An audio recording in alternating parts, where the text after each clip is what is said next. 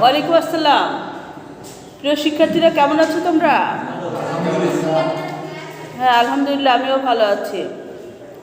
গতকাল আমি তোমাদেরকে এই মিশরীয় সভ্যতা সম্পর্কে পড়িয়েছিলাম। আজকে তার দ্বিতীয় অংশ পড়াবো, যেটা এক ক্লাসে তো সম্পূর্ণটা সংকলন করা সম্ভব হয় না।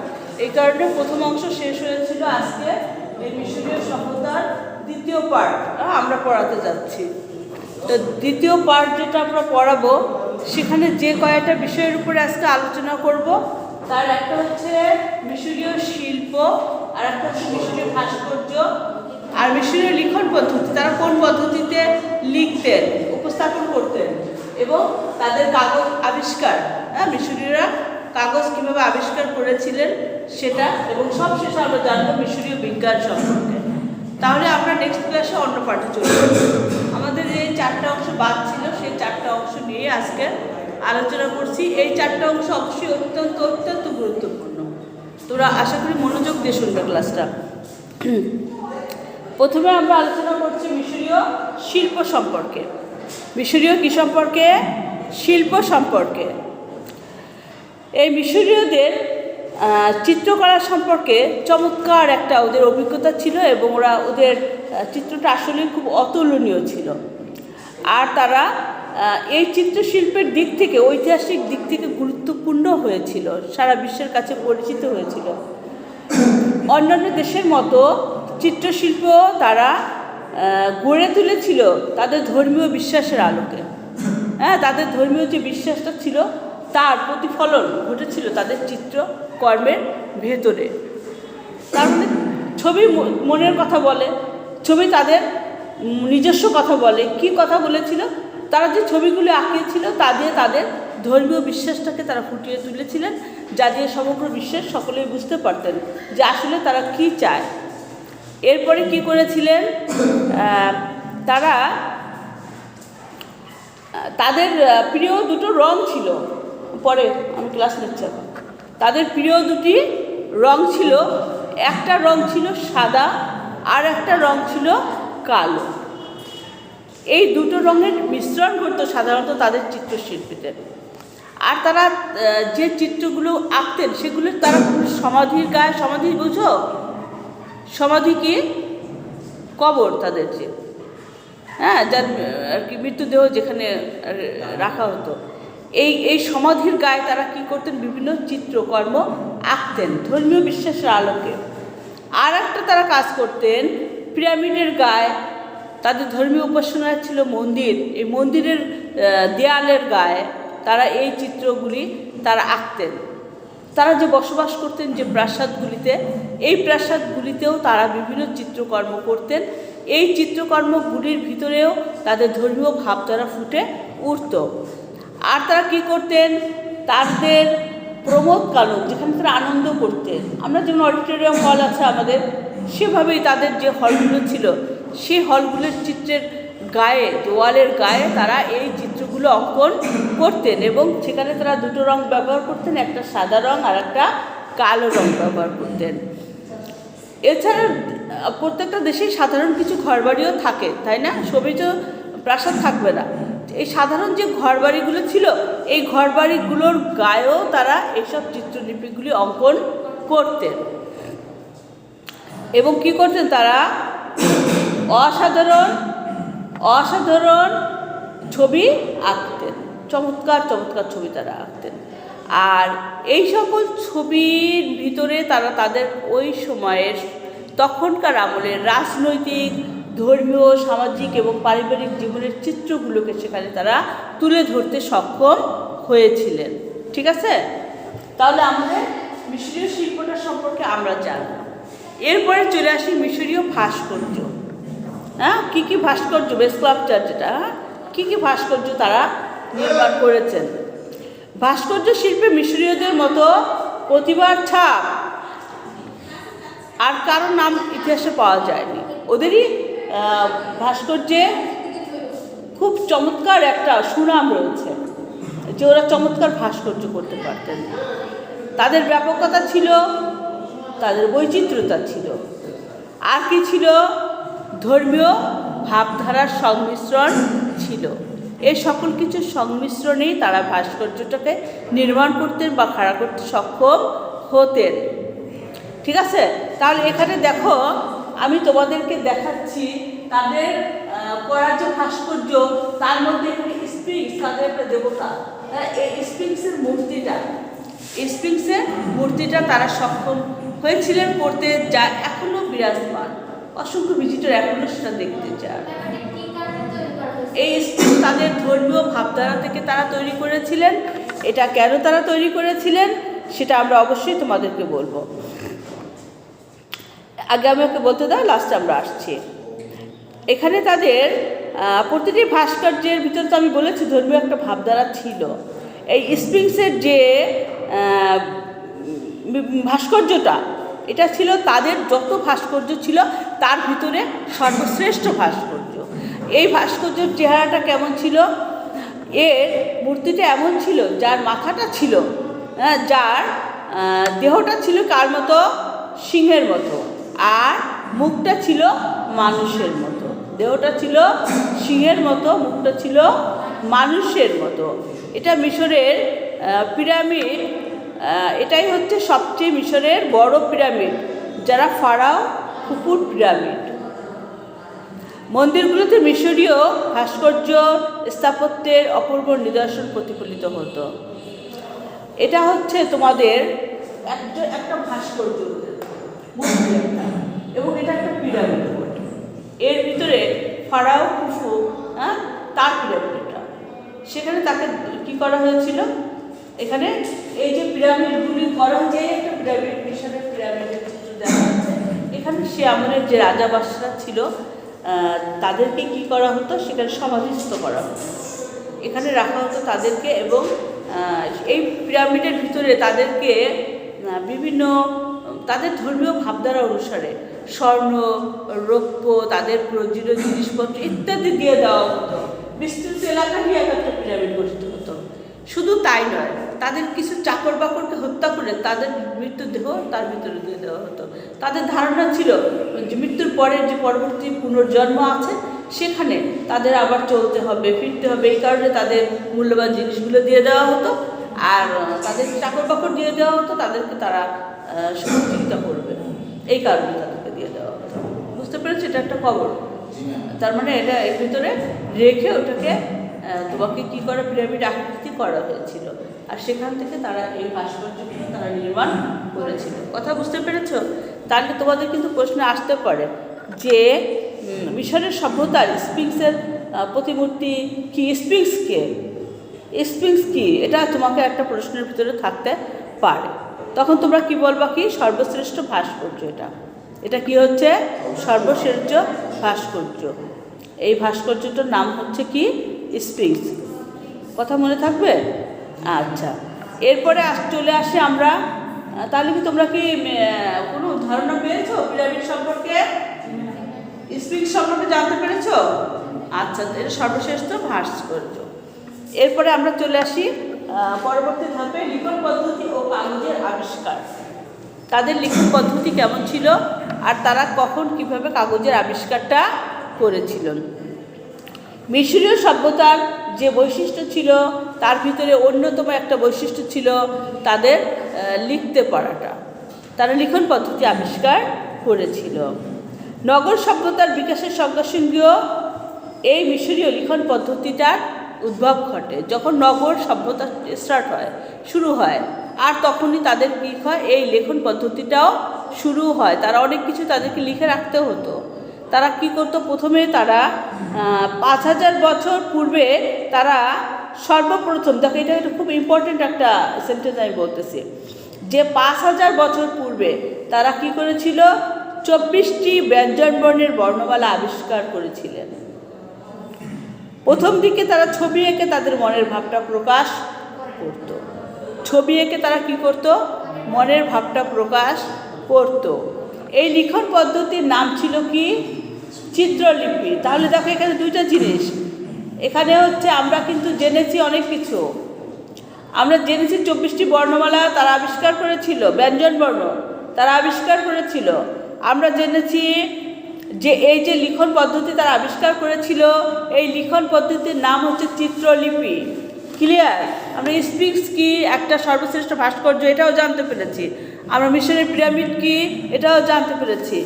সেখানে তারা কি করত, ধর্মীয় ভাবধারার কে সামনে রেখে তার চিত্রকর্মগুলি করত, এটা জেনেছি। আমরা জেনেছি যে তাদের প্রিয় রং কী ছিল, কি জেনেছি? দুটো রং ছিল। তাহলে কি আমরা এই পর্যন্ত ক্লিয়ার হয়েছি? আচ্ছা, এরপরে তারা যে চিত্রলিপিটা তারা লিখত, তারা যে চিত্রলিপিকে ব্যবহার করত, চিত্রলিপি মানে ছবির লেখনী, লিপি, লিপি মানে তাদেরকে যে অক্ষরগুলো ছবির মাধ্যমে যে অক্ষরগুলো ব্যবহার করত, একে বলা হতো কি? হাইরোগ্লিফিক। কি বলা হতো? হাইরোগ্লিফিক। তাহলে হাইরোগ্লিফিক কি, এটা তোমাদের প্রশ্নে আসতে পারে। তাহলে তোমরা কি বলবা? যে চিত্রলিপি, মিশরীয় চিত্রলিপিকে বলা হয় হাইরোগ্লিফিক। এখানে আমি তোমার একটা মডেল দিয়ে এসেছি যে এই যে হাইরোগ্লিফিকের একটা ছবি, তাহলে মিশরীয় লেখন পদ্ধতি ছিল এটা। ক্লিয়ার এবার? তাহলে কি তোমরা বুঝতে পারবা যে মিশরীয় লিখন পদ্ধতি হাইরোগ্লিফিক কি? এটা নিয়ে কি আর নিজেদের মধ্যে কোনো প্রশ্ন থাকবে? থাকবে না। এই ধরনের প্রশ্ন আমাদের পরীক্ষায় আসে। এদেরকে তারা মিশরীয়রা এই হাইরোগ্লিফিককে বলতো, একে হাইরোগ্লিফিককে মিশরীয়রা বলতো পবিত্র অক্ষর। কি বলতো? পবিত্র অক্ষর বলতো। তাহলে পবিত্র অক্ষর কি? এটা হলো হাইরোগ্লিফিক। কি ক্লিয়ার? বোঝা গেছে? আচ্ছা, মিশরীয় নলখাগড়া জাতীয় গাছের কাণ্ড থেকে তারা কি করে? প্রথম কাগজ বানাতে শেখে। তাহলে এই কাগজের আবিষ্কার সম্পর্কে আমরা জানছি যে কাগজ তারা কী করে। তারা এক ধরনের নলখাগড়া গাছ ছিল, সেই নলখাগড়া গাছ থেকে তারা প্রথম কি করে? কাগজের উদ্ভাবন করে। একটা মানে তোমার আমাদের দেশে যেমন আসে বিভিন্ন নলের মতো যে গাছগুলো ওঠে, তারপরে আমাদের কাশফুল ফোটে, এক ধরনের নল জাতীয় না, ঠিক এই ধরনের এক ধরনের নলখাগড়া বলা হয়, এক ধরনের গাছ। সেই গাছগুলো ওরা কেটে তাকে ওরা মণ্ড তৈরি করে সেটাকে শুকিয়ে ওরা কাগজ তৈরি করতো। সে আমাদের কাগজ তারা এইভাবে নির্মাণ করতো। গ্রিকরা তখন, গ্রিক দেশের অধিবাসীদেরকে গ্রিক বলা হয়, হ্যাঁ, এই কাগজের নাম দেন, যে কাগজটা মিশরে তৈরি করতো এই কাগজটার নাম দেন প্যাপিরাস। প্যাপিরাস, তোমরা প্যাপিরাসের নিচে একটা দাগ দিয়ে রাখো। প্যাপিরাস কি?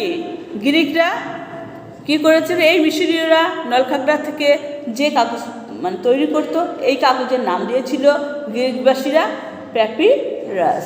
ক্লিয়ার? আচ্ছা, এই শব্দ থেকে ইংরেজি পেপার শব্দের উৎপত্তি হয়েছে। তখন ইংরেজরা কি করলেন? এই প্যাপিরাস থেকে শব্দ চয়ন করলেন এবং সেখান থেকে তারা পেপার নামকরণ করলেন, কাগজের নাম। এখানে উল্লেখ্য যে নেপোলিয়ন বোনাপার্টের মিশর জয়ের সময় একটি পাথর আবিষ্কৃত হয়।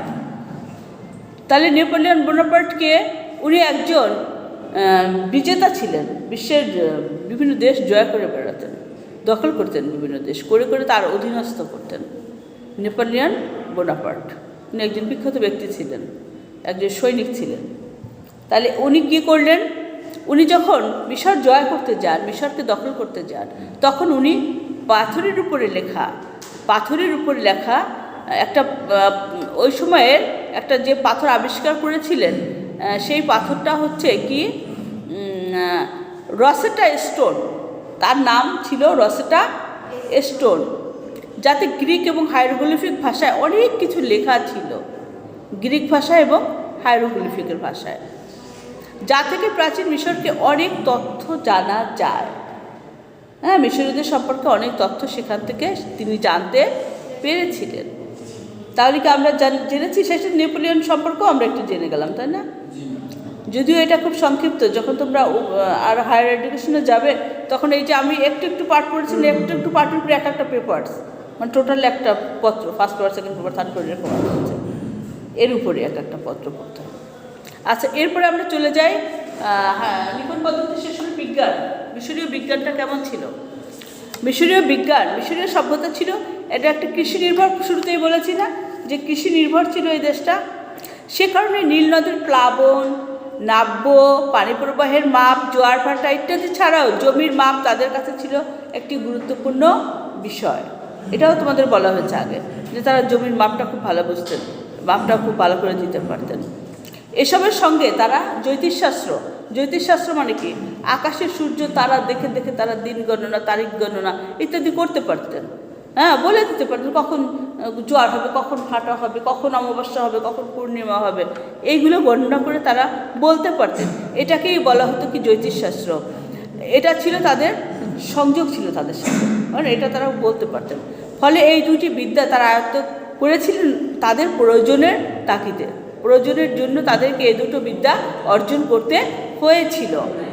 তারা অঙ্কশাস্ত্রের দুইটি শাখা তারা করেছিলেন, একটা শাখা হচ্ছে জ্যামিতি আর একটা শাখা হচ্ছে পাটিগণিত। এই দুটি শাখার উপরে তারা কি করেছিলেন, পারদর্শিতা অর্জন করেছিলেন। আর একটা জিনিস দেখো, তারা সেই আমলে যোগ বিয়োগ ভাগের ব্যবহারটা জানতো। যোগ বিয়োগ এবং ভাগের এই তিনটার ব্যবহার তারা খুব ভালো জানতো। আর একটা চাঞ্চল্যকর তথ্য হচ্ছে তারা পঞ্জিকা আবিষ্কার করেছিলেন। কি আবিষ্কার করেছিলেন? তারা পঞ্জিকা আবিষ্কার করেছিলেন। তারা 365 দিনে যে একটা বছর হয় সেটাও তারা আবিষ্কার করেছিলেন। তাহলে তারা কি করেছিলেন? পঞ্জিকা আবিষ্কার করেছিলেন। 365 দিনে এক বছর হয়, এটাও তারা জানিয়েছিলেন বিশ্ববাসীকে।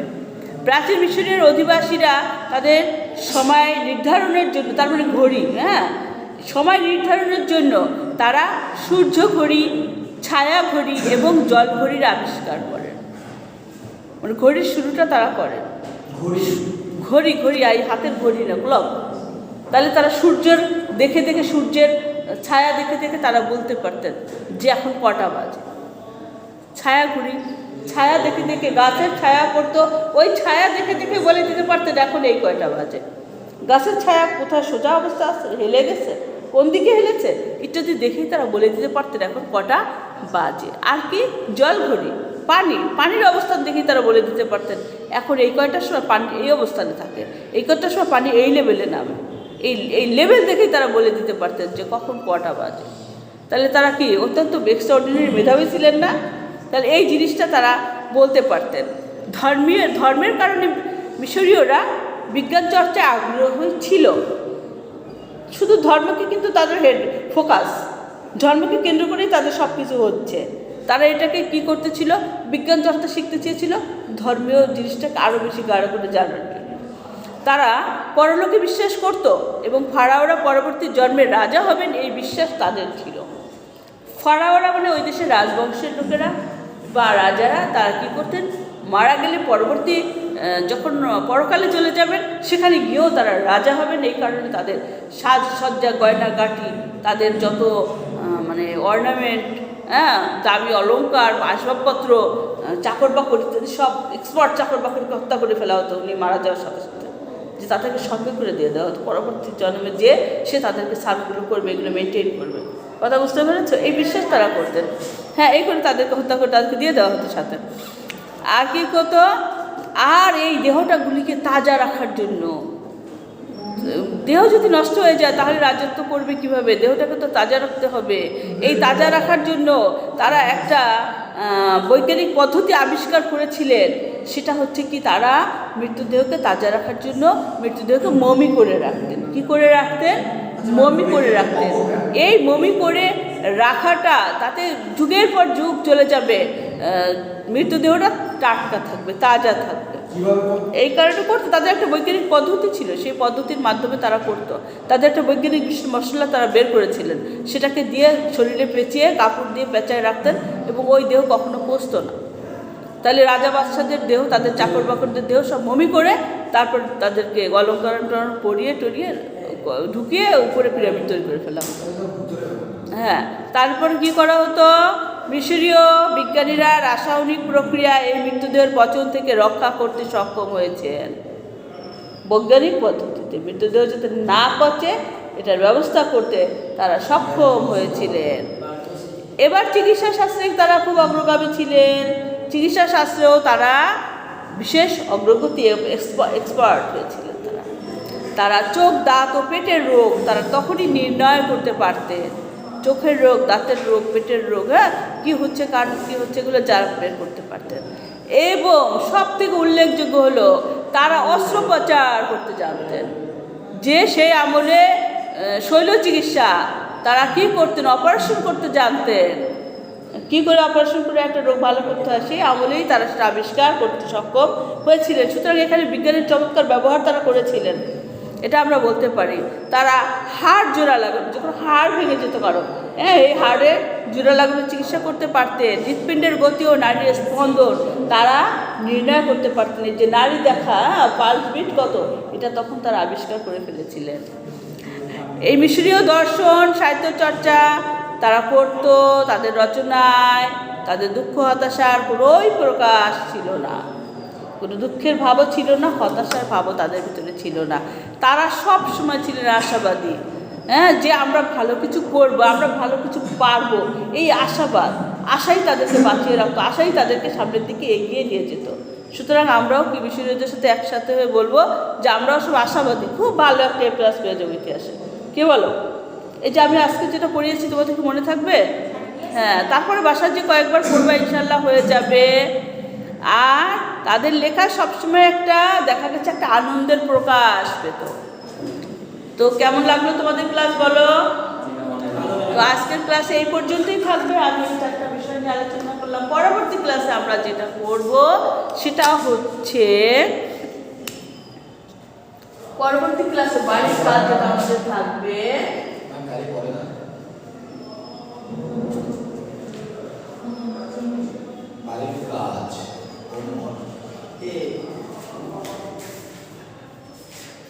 এই যে সিন্ধু সভ্যতা তোমরা রিডিং করে আসো পরবর্তী ক্লাসে বাড়ির কাজ। হ্যাঁ, আচ্ছা, তাহলে সবাইকে ধন্যবাদ। তোমরা ভালো থেকো পরবর্তী ক্লাস পর্যন্ত এবং পড়ালেখা করবা, ঠিক আছে? আচ্ছা, থ্যাংক ইউ।